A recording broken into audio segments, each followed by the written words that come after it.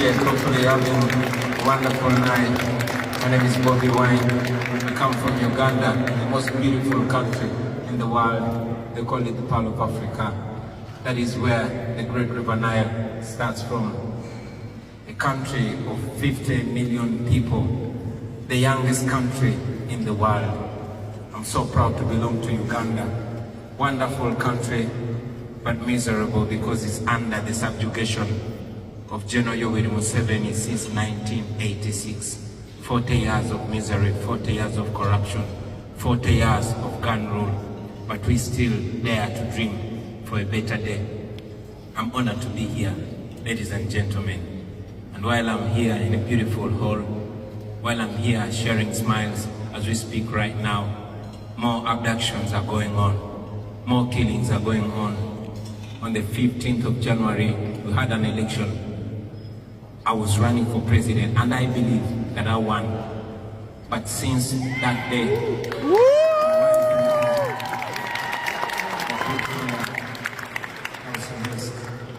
I managed to escape.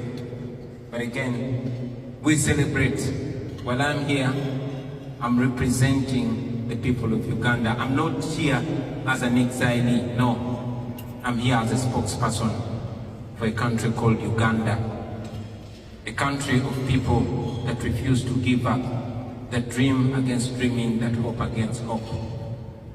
While I'm here, I know that we have people that are suffering, but most importantly, allow me to use this opportunity to speak about the women of Uganda.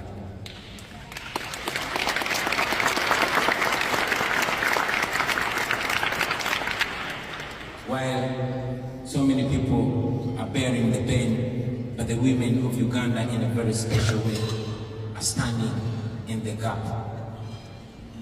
No class, no level is safe.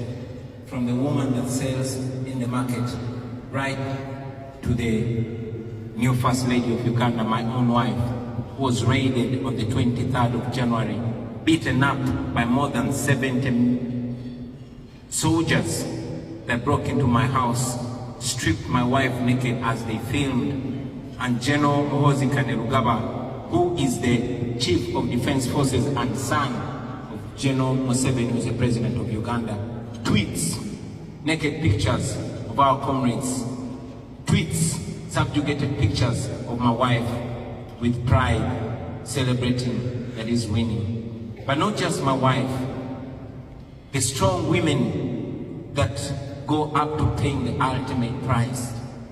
Women like my sister, Edith Katende, the wife of the spokesperson of our party, Alex Waisomafumbiro, who died a few days ago when the husband was even denied a chance to nurse her and even denied opportunity to lay her to rest.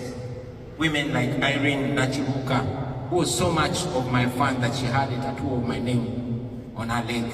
That was reason enough to kill her, and she was buried. Women like Monica Chibalama, the wife of John Bosco Chibalama, my friend, who was abducted and kept missing for 7 years. The wife demanded for him, refused to give up, until one day she was also found suspiciously dead in her house. Women like Fauzia Natali, who we fondly call Mama Chirine, the wife of my personal political assistant, whose house was raided and she was picked up by the military in full view of cameras. All that is recorded. She's kept in military detention for 37 days, even against a court order. Women like Agatha Nazua, who we fondly call Blue Tick, she was abducted and she's still missing. All mothers, daughters, wives and spouses of the political prisoners. Female political prisoners like Olivia Lutaya, who has spent years in prison for simply wearing a t-shirt that has my picture on it. Women like Sauda Madada, women like Doreen Kaija and many others, we hold them in high regard. But most importantly, ladies and gentlemen, we look at the solution and not at the problem. Now that we know the problem, now that it's clear that Uganda is under dictatorship like many other countries.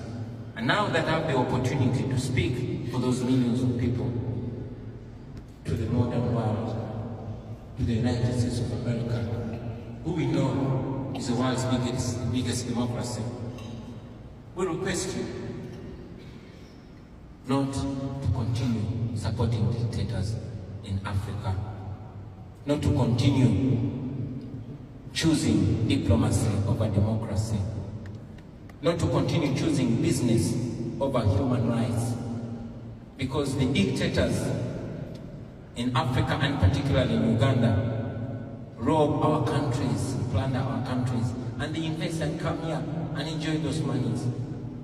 These are dictators that abuse democracies, but they enjoy and benefit out of them.